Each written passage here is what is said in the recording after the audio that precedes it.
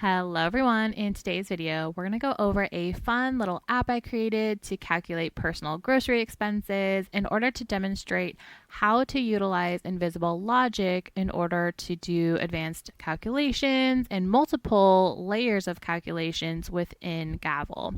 So this can be applied across to collecting information about different people's income, expenses, and calculating, net income or whatever else. So just think about this as a demonstration and not necessarily that this is something that you would build out for your particular business or whatever else, but it was just a fun little way to demonstrate this. So in our example here, we have a groceries list where we can choose what we're going to pick up at the store that day, and we can calculate or estimate how much it's going to cost in order to get these particular items.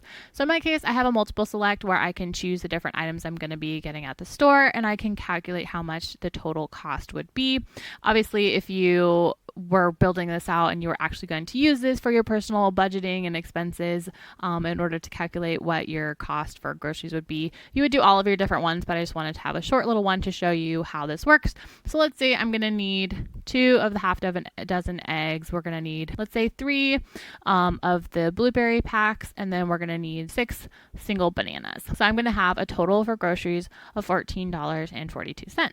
So this is going to help us to learn how you can have all these different calculations going on in the background, and also how you can use the actual word add-in to help you with formatting things like currency within the app itself rather than only in the output document.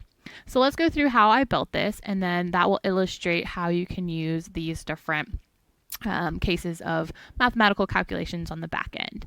So here I just have a multi-select question where I have put in the choices of things like eggs, sweet potatoes, blueberries, and bananas. So that's pretty straightforward. Just add a question and have it be multi-select, choose a question, a variable, and add in your choices.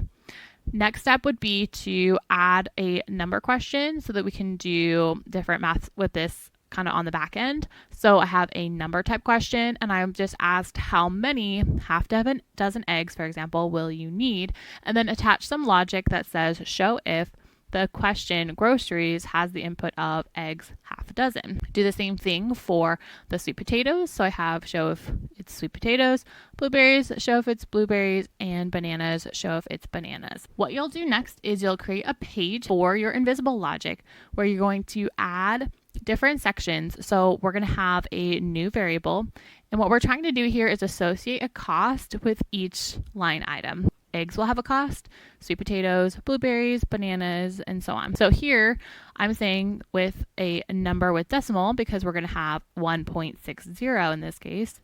So I'm saying I want this to be a number with decimal variable called eggs cost, and I want that to equal exactly type number with decimal, and then I typed in the number 1.60 and I said add. You're going to do that for each one of these different line items: sweet potatoes, blueberries, bananas, and so on. Now next we want to have the total calculated for each of these for when they get selected on this page. So we want this number to be multiplied by this number here to calculate the total for each item.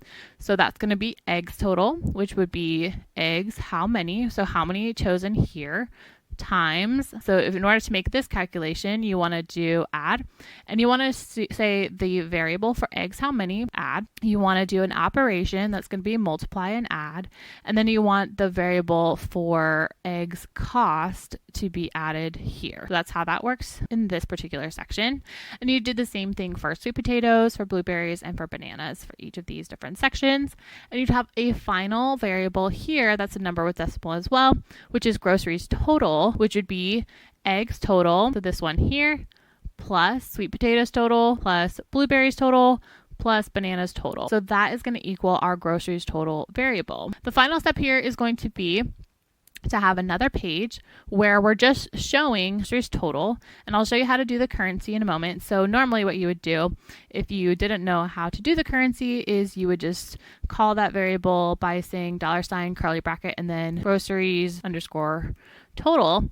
And if you do that, it's just going to come out as a regular number like this. But if you want it to come out as currency, what you're going to do is just add currency and then parentheses around the variable.